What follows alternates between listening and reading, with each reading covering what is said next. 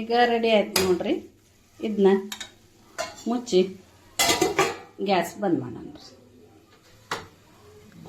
ಮಾವಿನ ಗೊಜ್ಜು ರೆಡಿ ಆಯ್ತು ನೋಡ್ರಿ. ಇದನ್ನ ಚಟ್ನಿ ರೈಸ್ದಾಗ ಇಲ್ಲ ರೊಟ್ಟಿ ಒಳಗೆ, ಚಪಾತಿ ಒಳಗೆ, ದೋಸೆ ಒಳಗೆ ತಿಂದ್ರೆ ಭಾರಿ ಟೇಸ್ಟ್ ಆಗ್ತದ. ಮಾಡಿರಿ ನೀವು. ಹಾಯ್, ನಮಸ್ಕಾರ.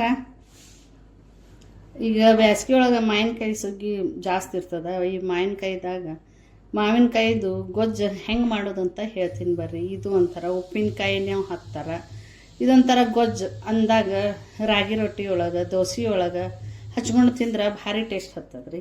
ಈ ಸದ್ದು ಏನು ಮಾಡೀನಿ, ಇದು ಮಾವಿನಕಾಯಿ ಸ್ವಚ್ಛಂಗೆ ತೊಳೆದು ಒರೆಸಿ ನಿಮಗೆ ಇಲ್ಲಿಟ್ಟೀನಿ. ಒಂದು ಮಾವಿನಕಾಯಿ ತೊಗೊಂಡೀನಿ. ಇದಕ್ಕೆ ಏನದ, ಒಂದಿಷ್ಟು ಕರಿಬೇವ, ಧನಿಯಾ, ಜೀರಿಗೆ, ಸಾಸಿವೆ ಎಲ್ಲ ಒಂದೊಂದು ಸ್ಪೂನ್ ತೊಗೊಂಡೀನಿ ರೀ. ಇದು ಈಗ ಡ್ರೈ ರೋಸ್ಟ್ ಮಾಡ್ಬೇಕ್ರಿ.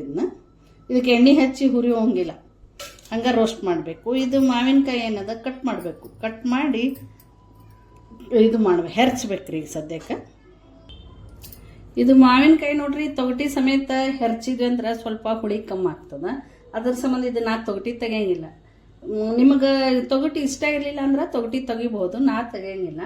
ಆಮೇಲೆ ಇದನ್ನ ಏನು ಮಾಡೋದ್ರಿ, ಈಗ ಹೆರ್ಚ್ಬೇಕ್ರಿ. ಹಿಂಗೆ ಇದು ಸಣ್ಣಂಗಿರ್ತದಲ್ಲ, ಇದ್ರ ಮ್ಯಾಗ ಇಷ್ಟು ಹಿಂಗೆ ಹೆರ್ಚ್ಬೇಕು.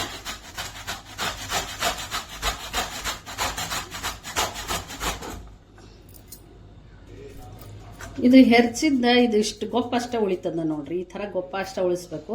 ಇದು ಹೆರ್ಚಿನಿ. ಇದು ಹೆರ್ಚುಂದಾಗಿಂದ್ರಿ ಇದ್ರೊಳಗೆ ರಸ ಇರ್ತದಲ್ಲ, ಇದು ರಸ ಏನದ ಹಿಂಡಿ ತೆಗಿಬೇಕ್ರಿ. ಹಿಂಗೆ ಅಂದ್ರೆ ಹುಳಿ ಹೆಚ್ಚಾಗಂಗಿಲ್ಲ. ಈ ಥರ ಹಿಂಡಿ ಇಟ್ಕೋಬೇಕ್ರಿ. ಹಿಂಗೆ ಇಷ್ಟೂ ಹಿಂಡ್ಬೇಕ್ರಿ. ಹಿಂಗೆ ಒಟ್ಟು ಹೆಂಗೆ ಹಿಂಡಿದ್ವಿ ಅಂದ್ರೆ ಏನು ತೊಕ್ಕು ಮಾಡ್ತೀವಲ್ರಿ, ಹುಳಿ ಬರಂಗಿಲ್ಲ, ಅಗದಿ ಟೇಸ್ಟ್ ಹತ್ತದ. ಇವು ಭಾಳ ಹುಳಿ ಮಾವಿನಕಾಯಿ ಇರ್ತಾವಲ್ಲ, ಅದನ್ನ ತೊಗೋಬೇಕ್ರಿ. ಇದಕ್ಕೆ ಮತ್ತು ರುಚಿ ಇದ್ದುದು ತೊಗೊಂಡ್ರೆ ಅಷ್ಟು ಭಾರಿ ಏನು ಇದು ಆಗಂಗಿಲ್ಲ. ಅದಕ್ಕೆ ಇದನ್ನ ಹಿಂಡದ್ರಿ. ಹಿಂಗೆ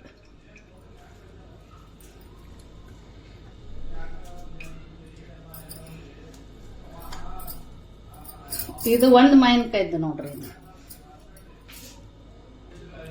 ಇದು ಹಿಂಡುದಾಗನಾರೆ ಇವೇನು ತೊಗೊಂಡಿವಲ್ಲ, ಧನಿಯಾ, ಜೀರಿಗೆ, ಸಾಸಿವೆ, ಕರಿಬೇವು ಇವೆಲ್ಲ ಡ್ರೈ ರೋಸ್ಟ್ ಮಾಡಣ್ರಿ. ಈಗ ಸದ್ಯಕ್ಕೆ ಗ್ಯಾಸ್ ಮೇಲೆ ಒಂದು ಪಾತ್ರೆ ಇಡ್ಬೇಕ್ರಿ. ಇಟ್ಟು ಗ್ಯಾಸ್ ಹಚ್ಬೇಕು. ಹಚ್ಚಿ ಇವೆಲ್ಲ ಡ್ರೈ ರೋಸ್ಟ್ ಮಾಡೋದು ಇವೆಲ್ಲ ಹಾಕಬೇಕು. ಹಾಕಿ ಡ್ರೈ ರೋಸ್ಟ್ ಮಾಡಬೇಕು. ಇದಕ್ಕೇನದ ಎಣ್ಣೆ ಹಚ್ಚಬಾರ್ದ್ರಿ, ಹಾಗೆ ಡ್ರೈ ರೋಸ್ಟ್ ಮಾಡಬೇಕು. ಈಗ ನಮ್ಮ ಒಂದೇ ಮಾವಿನಕಾಯಿ ತೊಗೊಂಡಿನಂದು ಒಂದು ಮಾವಿನಕಾಯಿದು ಅಳತಿ ನಿಮಗೆ ಹೇಳೀನಿ. ನೀವು ಜಾಸ್ತಿ ಮಾವಿನಕಾಯಿ ತೊಗೊಂಡ್ರೆ ಅಂದ್ರೆ ಎಲ್ಲದು ಜಾಸ್ತಿ ಹಾಕ್ಬೇಕು. ಇದಕ್ಕೆ 1-2 ಕಾಳಿನಷ್ಟು ಸುಮ್ಮನೆ ಹೆಸರಿಗೆ ಇಷ್ಟು ಮೆಂತ್ಯ ಹಾಕಬೇಕು. ನಾವು ಮೆಣಸಿನ್ಕಾಯಿ ಹಾಕಂಗಿಲ್ರಿ, ಕೆಂಪು ಖಾರ ಹಾಕ್ತೀನಿ ಇದಕ್ಕೆ ಚಟ್ನಿಗೆ. ಒಂದು ಮಾವಿನಕಾಯಿಗೆ ಒಂದೊಂದು ಸ್ಪೂನ್ದಷ್ಟು ಹಾಕೋದು. ಮತ್ತು 2-3 ನೀವು ಜನ ಎಷ್ಟು ಇರ್ತೀರ ಅದ್ರ ಮ್ಯಾಗ ನೋಡಿ ಇವೆಲ್ಲ ತಗೋಬೇಕು. ಇವು ಸಣ್ಣಂಗೆ ರೋಸ್ಟ್ ಮಾಡ್ಬೇಕ್ರಿ. ಈಗ ರೋಸ್ಟ್ ಆಗ್ಲಿಕ್ಕತ್ತವ್ರಿ.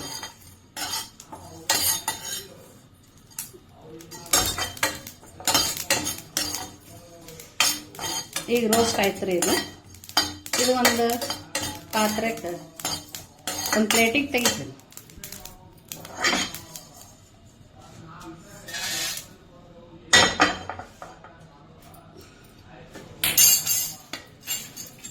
ಇದು ತೆಗ್ದಿದ್ದು ಒಂದು ಸ್ವಲ್ಪ ಆರಕ್ಕೆ ಬಿಡನ್ರಿ.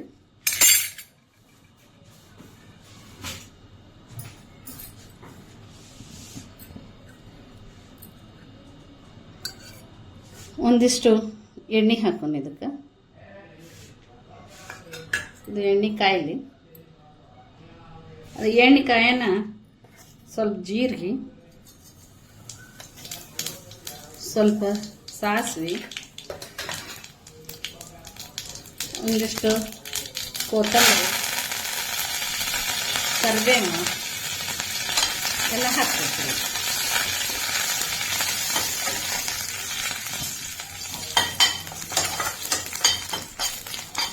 ಇದೆಲ್ಲ ಆದ್ಮೇಲೆ ಇದು ಹಿಂಡಿ ಇಟ್ಟಿದ್ದು ಮಾವಿನಕಾಯಿ ಹಾಕ್ಬೇಕು.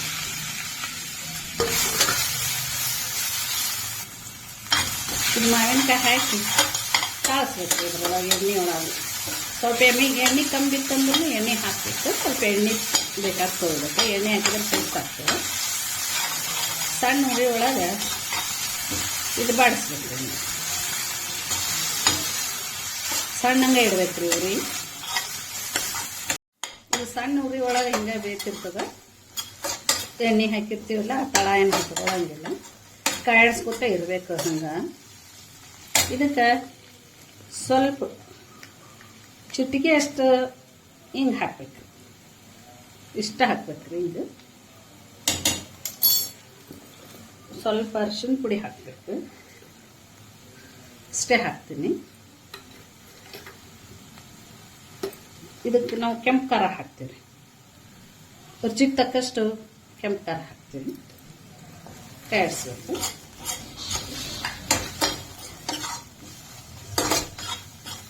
ಒಂದು ಸ್ವಲ್ಪ ಉಪ್ಪು ಹಾಕಬೇಕು ರುಚಿಗೆ ತಕ್ಕಷ್ಟು.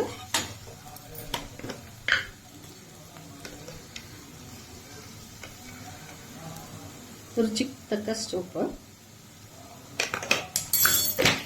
ಇಷ್ಟು ಹಾಕಿ ಚಂದಂತ ಕಾಯಿಸ್ಬೇಕು.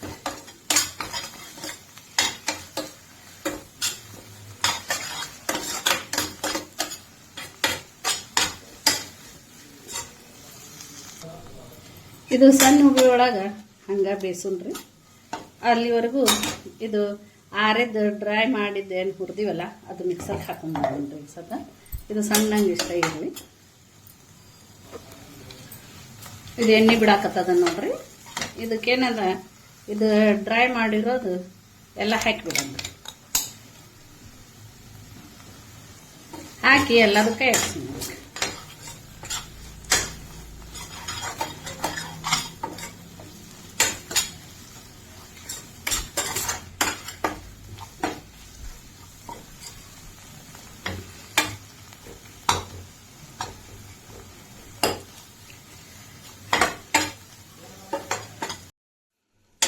ಈಗ ರೆಡಿ ಆಯ್ತು ನೋಡ್ರಿ.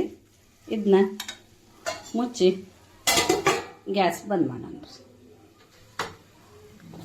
ಮಾವಿನ ಗೊಜ್ಜು ರೆಡಿ ಆಯ್ತು ನೋಡ್ರಿ. ಇದನ್ನ ಚಟ್ನಿ ರೈಸ್ದಾಗ ಇಲ್ಲ ರೊಟ್ಟಿ ಒಳಗೆ, ಚಪಾತಿ ಒಳಗೆ, ದೋಸೆ ಒಳಗೆ ತಿಂದ್ರೆ ಭಾರಿ ಟೇಸ್ಟ್ ಆಗ್ತದೆ. ಮಾಡಿರಿ ನೀವು. ಸ್ವಲ್ಪ ರೈಸು ಇದು ಮಾಡಿರೋ ಗೊಜ್ಜು ಎರಡು ಸೇರಿಸಿ ತಿಂದರೆ ಭಾಳ ಚಲೋ ಇರ್ತದೆ ರೀ. ಈ ಥರ ಕಲಿಸ್ಕೊಂಡು ಉಣ್ಬೇಕು ರೀ. ಅನ್ನ